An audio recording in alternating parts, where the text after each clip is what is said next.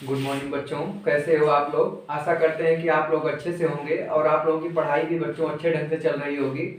इस समय बच्चों हम लोग इतिहास का टॉपिक भूमंडलीकृत विश्व का बनना ये चैप्टर देख रहे हैं और इसमें ऑलरेडी हमने आपको 3 पार्ट इसका पढ़ा रखा है। आज इसका चौथा पार्ट हम लोग पढ़ेंगे और उस 3 पार्ट को आप लोग पहले देख लीजिएगा।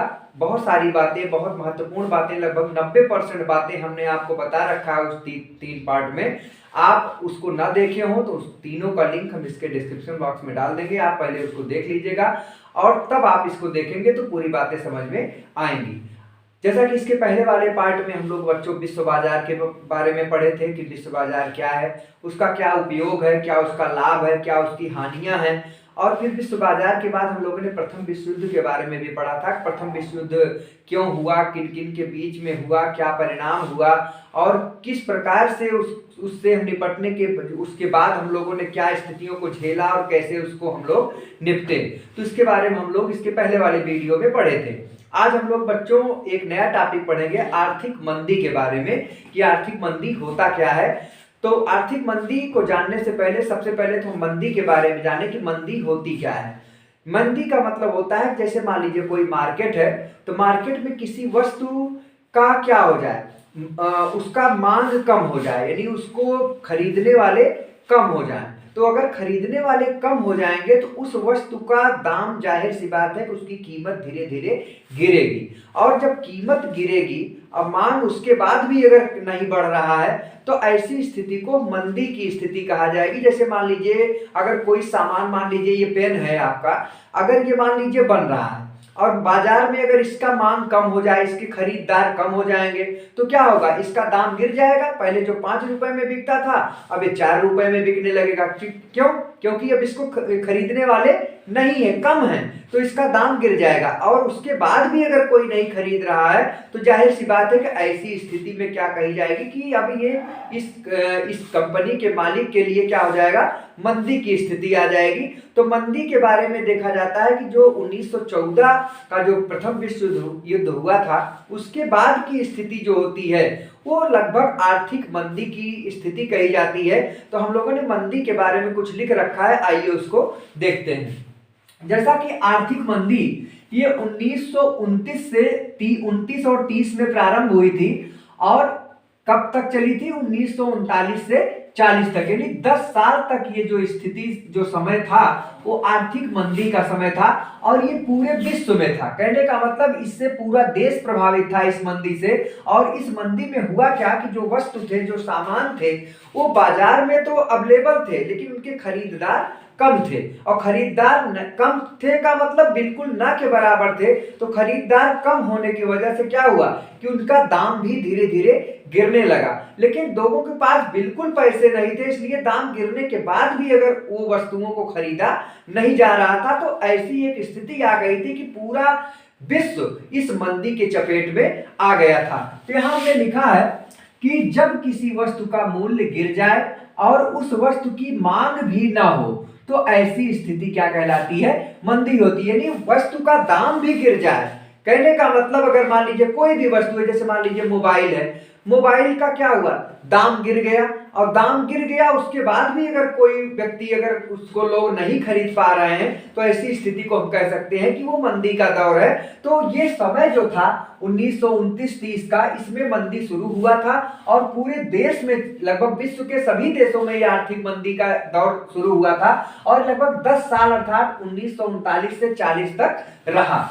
तो अब ये आपने देखा कि आर्थिक मंदी क्या है, कब शुरू हुआ था और इस कहां था। तो ये कब शुरू हुआ था, 1929-30 में शुरू हुआ था और कब तक चला था, 1939 से 40 तक चला था। और ये कहां था, लगभग पूरे विश्व में ये आर्थिक मंदी चली थी। और आर्थिक मंदी होती क्या है बच्चों, आर्थिक मंदी का मतलब होता है कि जब हम, क्या होता है कि बाजार में खरीदारों की कमी आ जाती है, अर्थात किसी भी सामान को अगर खरीदा नहीं जाता है तो उस सामान के दाम में क्या होती है, गिरावट आ जाती है। और उस गिरावट के बाद भी अगर वो सामान नहीं खरीदा जा रहा है तो वो स्थिति क्या कहलाती है, मंदी की कहलाती है। अब बच्चों हम लोग देखेंगे कि जो आर्थिक मंदी आई थी इस दौर, उसका क्या प्रभाव पड़ा।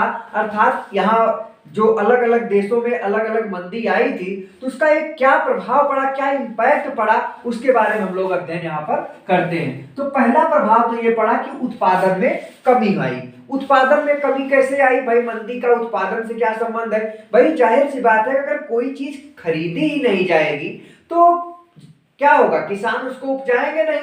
पता लगा कि अगर 4 बोरा अनाज अगर पैदा किया गया और 4 बोरा बिक ही नहीं रहा है तो किसान बाद में उपजाएगा क्यों? तो जाहिर सी बात है कि आर्थिक मंदी का प्रभाव ये हुआ कि जो किसानों की जो उपजाऊ करने वाला जो अपना एक क्षमता था वो घटा। कहने का मतलब उत्पादन में कमी आई, और कमी इसलिए आई कि उसके खरीदार ही नहीं थे। तो पहला प्रभाव क्या पड़ा? उत्पादन में कमी आई। दूसरा प्रभाव क्या था इस मंदी का? कि व्यापार में, रोजगार में और आय में भी क्या आई? कमी आई।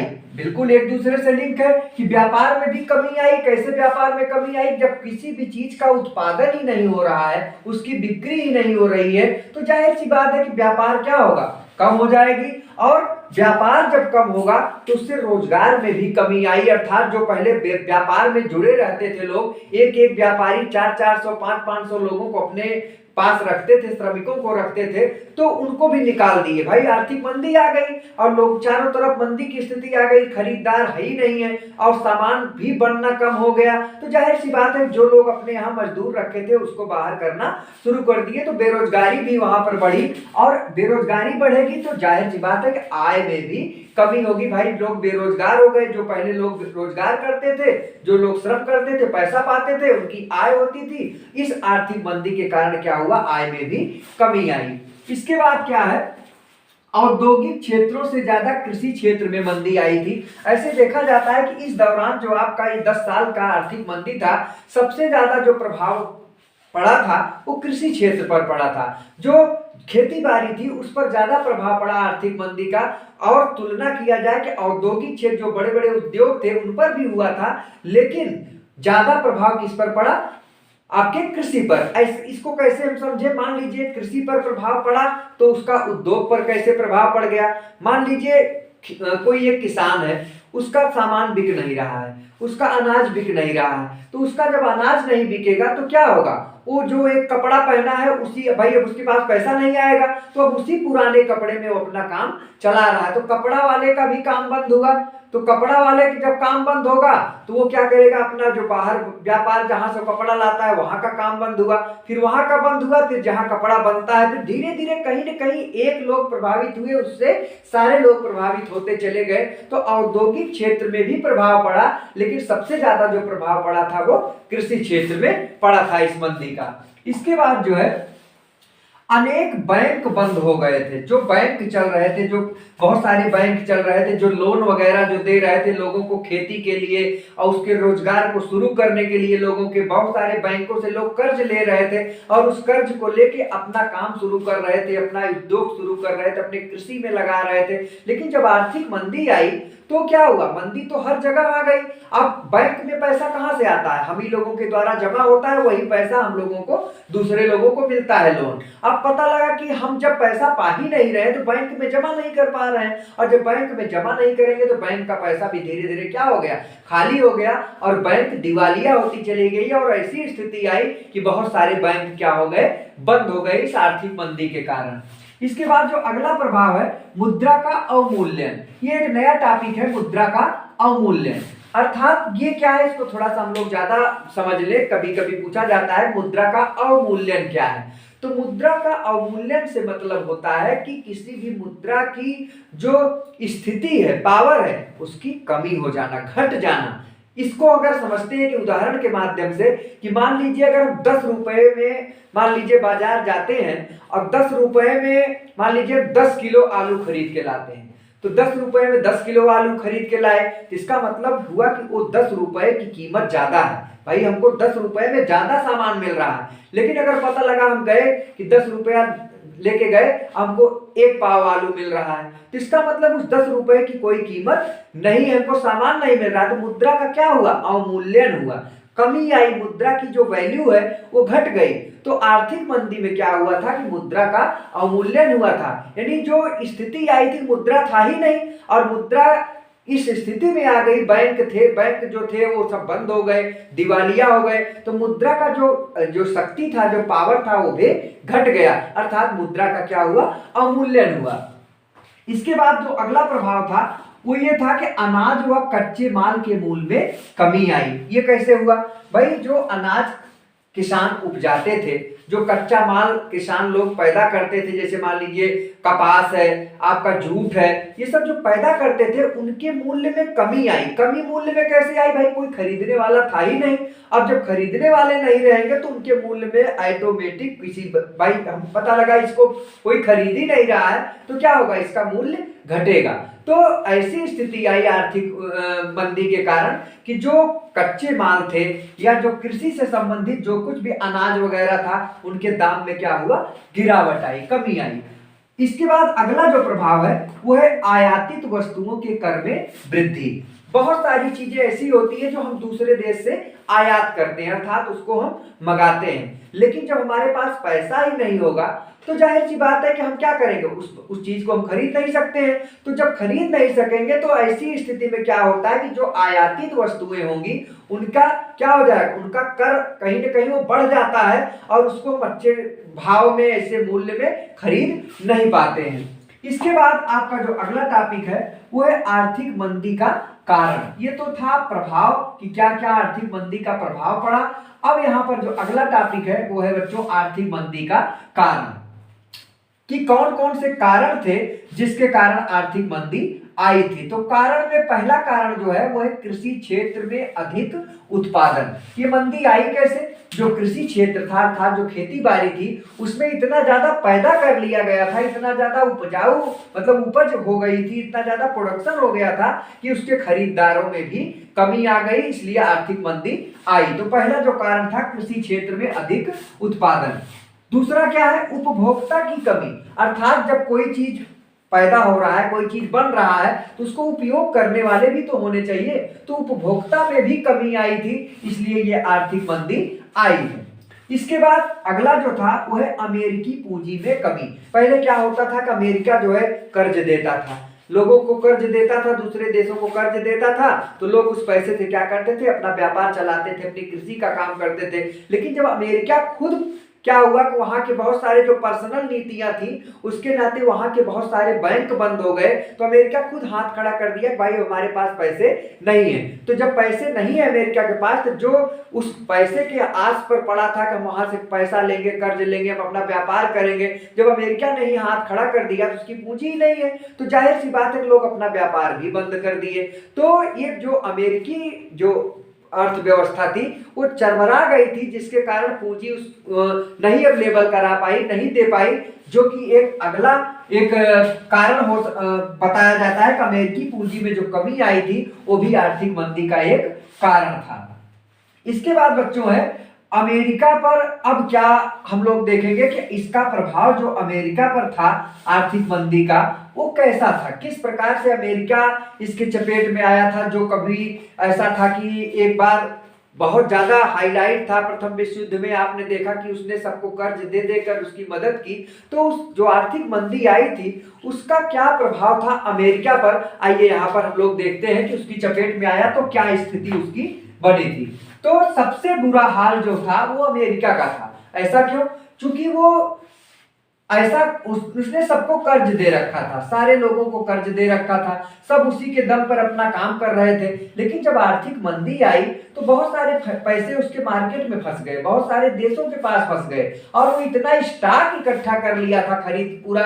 जब लोग विश्व युद्ध लड़ रहे थे तो ये अपना स्टॉक बना रहा था, तो जब विश्व युद्ध खत्म हुआ तो उसका स्टॉक जहां था वहीं पर पड़ा रह गया, तो वो आर्थिक मंदी की में वो बहुत ज्यादा उससे प्रभावित हुआ। तो ऐसा बताया जाता है कि अमेरिका जो था वो आर्थिक मंदी में सबसे बुरा प्रभावित हुआ। क्या क्या हुआ था अमेरिका में, कृषि की स्थिति बदतर हो गई थी, अर्थात अमेरिका का जो कृषि था खेती बाड़ी थी वो बहुत ही बुरी स्थिति हो गई थी, और किसान क्या हो गया था, गरीब हो गया था। जाहिर सी बात है जब कृषि की स्थिति अच्छी नहीं होगी, खेती अच्छी नहीं होगी, तो किसान की स्थिति क्या होगी, बुरी होगी। इसके बाद जो है कर्जदार कर्ज चुकाने में असमर्थ थे। कहने का मतलब भाई आर्थिक मंदी है, किसी के पास पैसा नहीं था, तो जो लोग कर्जा ले लिए थे वो कर्जा चुकाने में भी असमर्थ थे। और जब कर्जा नहीं चुका पाते थे तो जब उनके ऊपर दबाव पड़ता था तो उन बेचारों को एक ही चारा था कि वो जो अपनी चल अचल संपत्ति थी उसको बेचकर कर्जा चुकाना प्रारंभ किए। तो ये जो अगला जो इसका जो हमने आपको बताया कि जो प्रभाव था वो ये था कि कर्जदार कर्ज ना चुका पाए और उसके प्रभाव में क्या हुआ कि अपनी अचल संपत्ति को भी बेचना शुरू कर दिए। और अगला जो है वो है बेरोजगारी में वृद्धि। अमेरिका में भी बेरोजगारी आई भाई, एकदम बिल्कुल बात एकदम क्लियर है कि जब आर्थिक मंदी का सामना करना पड़ा इस देश को भी और बहुत बुरी तरीके से सामना करना पड़ा तो बेरोजगारी बढ़ी। बेरोजगारी कैसे बढ़ी भाई? किसान प्रभावित हुआ, किसान से व्यापारी प्रभावित हुए, व्यापारी से पूरा बाजार प्रभावित हुआ, तो एक दूसरे से लिंक सबका जुड़ा हुआ है। तो स्थिति ये बनी कि जब मंदी आई तो लोग छटनी शुरू कर दिए, भाई सबके पास पैसा नहीं था देने के लिए मजदूरों को, इसलिए क्या हुआ छटनी प्रारंभ हुआ, तो वहां पर भी बेरोजगारी आई। ये तो हुआ अमेरिका के बारे में कि अमेरिका की क्या स्थिति थी आर्थिक मंदी में। अब हम लोग देखते हैं कि जर्मनी का क्या ख्याल, उस समय क्या स्थिति थी आर्थिक मंदी में, क्या प्रभाव पड़ा जर्मनी में।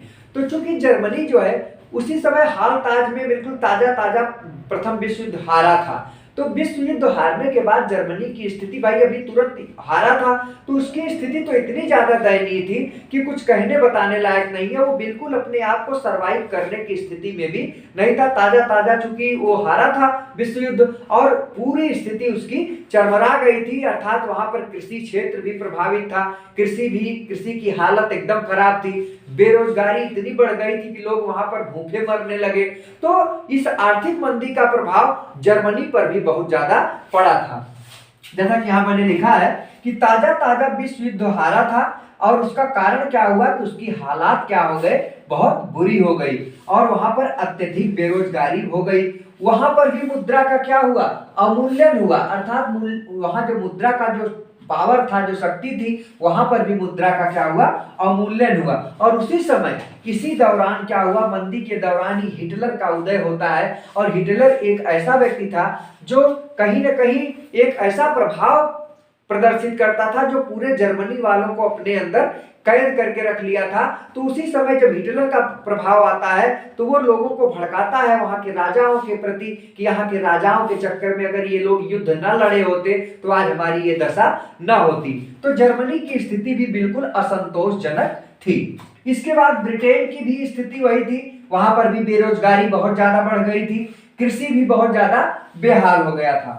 फ्रांस की स्थिति बताई जाती है कि फ्रांस पर उतना प्रभाव नहीं पड़ा था जितना कि अन्य देशों का था। ऐसा क्यों? क्योंकि वियना की जो संधि हुई थी 1815 में, उस समय फ्रांस क्या किया था कि बहुत सारी हर्जाना प्राप्त कर लिया था, बहुत सारे पैसे उसने प्राप्त कर लिए थे हारने वाले देशों से, तो वो पैसा कलेक्ट करके रखा था, इसलिए आर्थिक मंदी पर ज्यादा उसका कोई बुरा प्रभाव नहीं पड़ा फ्रांस पर। इसके बाद हम लोग देखते हैं अपने देश भारत की क्या स्थिति थी आर्थिक मंदी का। तो भारत में भी जाहिर सी बात है कि ये भारत क्या था, उस समय भारत में भी बहुत ज्यादा स्थिति खराब थी। व्यापार में भारत के में भी गिरावट आया, कृषि उत्पादों के मूल्यों में भारी कमी आई, अर्थात कृषि का जो उत्पाद था, जैसे खेती से संबंधित जो कुछ भी था, उसके दामों में भारी गिरावट आई। उसके बाद बंगाल में पटसन का व्यापार होता था। पटसन माने जो जूट का बोरा वगैरह जो बनता है, उसकी जो रस्सियां होती हैं उसका व्यापार होता था। लेकिन जब व्यापार कृषि ही जब प्रभावित था तो लोग जो पहले बोरा में भर भर के अनाज दूसरे देश में ले जाते थे, जब कृषि ही प्रभावित है तो जाहिर सी बात है कि पटसन का व्यापार भी भाई लोग बोरा बनाते थे और उसी बोरा में अनाज भर के दूसरे देशों में जाता था। तो जब अनाज का आना जाना ही बंद हो गया, व्यापार ही बंद हो गया, तो बंगाल का जो पटसन व्यापार था उस पर बहुत ज्यादा बुरा प्रभाव पड़ा। इसके बाद हम लोग पढ़ते हैं बच्चों, अगला जो टॉपिक है वो है विश्व अर्थव्यवस्था का पुनर्निर्माण। विश्व अर्थव्यवस्था, जैसा कि आपको मैंने बताया कि विश्व अर्थव्यवस्था एकदम चरमरा गई थी। चरमराने का कारण कि आर्थिक मंदी का दौर शुरू हो गया। प्रथम विश्व युद्ध के बाद सारे देशों की स्थिति लगभग एकदम खराब हो गई थी। तो लोगों ने क्या उस समय बना रखा था नियम, विश्व जब प्रथम विश्व युद्ध हुआ था उसके तुरंत बाद लोगों ने कहा कि भाई देखिए हम आयात निर्यात पर रोक लगा देते हैं, अर्थात ना हम किसी दूसरे देश को अपना माल बेचेंगे और ना वहां से कोई चीज आएगा। इसका कारण यह था कि हम अपनी मुद्रा को अपने पास ही रखें, क्योंकि मुद्रा में बहुत सारे देशों की मुद्रा का अवमूल्यन भी हो गया था। लेकिन आयात और निर्यात बंद होने के कारण क्या हुआ कि स्थिति और खराब होने लगी, लोगों में और बेकारी आने लगी। तो 1932 में ओटावा में एक सम्मेलन हुआ और 1932 के ओटावा सम्मेलन में ऐसा निर्णय लिया गया कि भाई जो सभी देश ये कहे थे कि अब हम आयात निर्यात पर बिल्कुल रोक लगा दिए हैं, उस सब ने कहा भाई नहीं, इस आयात निर्यात को क्या करना चाहिए, खोलना चाहिए। भाई जब तक हम अपने वस्तु का निर्यात नहीं करेंगे तब तक हमें बाजार कैसे मुनाफा कमाएंगे, या बहुत सारी चीजें जो बाहर से हम मंगाते थे उसको यहाँ पर बेचते थे, तो कहीं ना कहीं बाजार में वृद्धि तभी हो सकती है जब आयात और निर्यात होता रहेगा। तो लोगों ने इस ओटावा सम्मेलन में एक निर्णय लिया कि हम आयात निर्यात को क्या करेंगे, फिर से बहाल करेंगे, और जब आयात निर्यात फिर से बहाल होगा तो हमारी जो अर्थव्यवस्था है वो फिर से जो डगमगा गई है वो फिर से उसका पुनर्निर्माण होगा। तो ये जो टॉपिक है आपका विश्व अर्थव्यवस्था का पुनर्निर्माण, इसको हम लोग ओटावा सम्मेलन से जोड़ते हैं जो कि 1932 में हुआ था, जिसमें निर्णय लिया गया था कि जो अभी तक आयात और निर्यात, जो सामान का आयात होता था निर्यात होता था, उस पर रोक लगा दिया गया था। लेकिन इस सम्मेलन के बाद ऐसा कहा गया कि नहीं, अब आयात और निर्यात दोनों होगा और तभी हम लोग अपने आप अर्थव्यवस्था को सुदृढ़ कर पाएंगे। तो यहाँ पर मैंने नोट कर रखा है कि 1932 के ओटावा सम्मेलन द्वारा सभी देशों में आयात निर्यात को पुनः खोला गया, और आयात निर्यात जब पुनः खोला गया तो अर्थव्यवस्था फिर से धीरे धीरे उसका पुनर्निर्माण होने लगा, अर्थात अर्थव्यवस्था फिर से अपने पटरी पर आना प्रारंभ कर दी। इसके बाद आता है आर्थिक मंदी जो आई थी, उसमें जो अंतरराष्ट्रीय संबंध थे, जो एक देश का दूसरे देश से संबंध, उसको अंतरराष्ट्रीय संबंध कहते हैं। मतलब जैसे भारत देश है, भारत देश का किन किन देशों के साथ संबंध है, तो जब किसी देश का किसी दूसरे देश के साथ संबंध होता है तो ऐसे संबंध को अंतरराष्ट्रीय संबंध कहते हैं। तो उस समय जब आर्थिक मंदी आई थी तो लगभग सारे देश क्या हो गए थे, एकदम चपेट में आ गए थे। लेकिन एक रूस ऐसा देश था जो इस आर्थिक मंदी के चपेट में नहीं आया था। तो स्थिति क्या हुई भाई, जो आर्थिक मंदी की चपेट में नहीं था या था भी तो बहुत नाम मात्र का था, तो लोगों का झुकाव क्या हुआ अन्य देशों का, वो किधर हो गया, रूस की ओर हुआ। भाई ये आर्थिक मंदी में नहीं है, हम लोग जो कुछ भी अपना व्यापार करते हैं, जो कुछ भी है हम लोग इधर ही करते हैं। तो आर्थिक मंदी के समय जो अंतरराष्ट्रीय संबंध था वो सभी देशों को हटा के कहां से शुरू हुआ था, रूस में हो गया था। तो यहाँ मैंने नोट कर रखा है कि सभी देशों का रूस की ओर झुकाव हो गया था आर्थिक मंदी के समय। जो सारे देश थे, क्योंकि सभी देश तो आर्थिक मंदी के चपेट में थे, लेकिन रूस जो था वो आर्थिक मंदी के चपेट में नहीं था, इसलिए सारे देशों का झुकाव किधर हो गया, रूस की ओर हुआ। अब हम लोग थोड़ा सा चर्चा कर लेते हैं द्वितीय विश्व युद्ध के बारे में। यह द्वितीय विश्व युद्ध जो था ये 1939 से 45 के बीच तक लड़ा गया था। यहाँ पर भी दो गुट भाग लिए थे, और पहला गुट जो था उसको मित्र राष्ट्र कहा गया, जिसमें ब्रिटेन, रूस, फ्रांस और अमेरिका था, और दूसरा जो गुट था वो धुरी राष्ट्र था, जिसमें जर्मनी, इटली और जापान थे। तो ये दोनों गुट आपस में भिड़े थे, और ये समय क्या था 1939 से 45 के बीच, और इसमें हार किसकी हुई थी, धुरी राष्ट्र की, अर्थात इन जर्मनी, इटली और जापान का क्या हुआ था, हार हुआ था। तो 1945 में जब ये द्वितीय विश्व युद्ध समाप्त हुआ तो हुआ क्या कि दुनिया जो थी ये दो गुट में बट गई। कुछ देश ऐसे थे जो प्रथम गुट में चले गए, और कुछ देश ऐसे थे जो दूसरे गुट में चले गए। तो पहले गुट में जो थे वो क्या हुआ, उनका झुकाव जो है रूस की ओर था, क्योंकि रूस क्या हुआ कि आर्थिक मंदी के चपेट में भी नहीं था। तो कुछ देश ऐसे थे कि जो रूस की ओर बढ़े, और कुछ देश ऐसे थे जो पूंजीवादी अर्थात अमेरिका की ओर चले गए। तो ऐसी स्थिति में बहुत सारे देश थे, दो गुटों में बट के अलग अलग देशों की ओर अपना झुकाव हो गया। तो इस प्रकार प्रकार से जो द्वितीय विश्व युद्ध था इसका भी प्रभाव, इसको डिटेल में हम लोगों को नहीं पढ़ना है, यहाँ पर थोड़ी सी बातें आपको बतानी थी कि विश्व युद्ध कब, द्वितीय विश्व युद्ध कब से कब तक हुआ, किन किन देशों के बीच में हुआ, क्या परिणाम हुआ। तो हमने आपको बताया कि ये 1939 से 45 के बीच हुआ था। इसमें दो ग्रुप भाग लिए थे। पहला मित्र राष्ट्र था जिसमें ब्रिटेन, रूस, फ्रांस और अमेरिका था, और दूसरा धुरी राष्ट्र में जर्मनी, इटली और जापान था, जिसमें धुरी राष्ट्र के देशों का हार हुआ था। और 1945 में जब ये पूरा विश्व युद्ध समाप्त हुआ तो जो देश थे वो क्या हुआ कि कुछ देश ऐसे थे जो किधर चले गए, रूस की ओर, अर्थात साम्यवादी व्यवस्था वहां पर थी। इसका साम्यवादी व्यवस्था की एक अलग वीडियो बनाएंगे और उसमें आपको बताएंगे कि साम्यवादी व्यवस्था क्या है, पूंजीवादी व्यवस्था क्या है। तो यहाँ पर आप इतने जानिए कि एक गुट ऐसा था जो रूस की ओर गया अर्थात साम्यवादी व्यवस्था की ओर, और दूसरा गुट जो था वो अमेरिका की ओर अर्थात पूंजीवादी व्यवस्था की ओर बढ़ा। तो इस प्रकार से बच्चों आज ये आपका टॉपिक समाप्त हुआ, भूमंडलीकृत विश्व का बनना। और इस पार्ट में आपको मैंने बहुत सारी इंपॉर्टेंट बातें बताई, आर्थिक मंदी के बारे में बताई, उसका प्रभाव बताया और किन किन देशों पर उसका क्या क्या प्रभाव पड़ा आर्थिक मंदी का, मैंने आपको डिटेल बताने की पूरी कोशिश की। अगर आपको बच्चों वीडियो समझ में आया हो तो लाइक करिए और अपने दोस्तों में ज्यादा से ज्यादा शेयर करिए, और अगर आप नए हैं तो चैनल को सब्सक्राइब करिए। Thank you so much.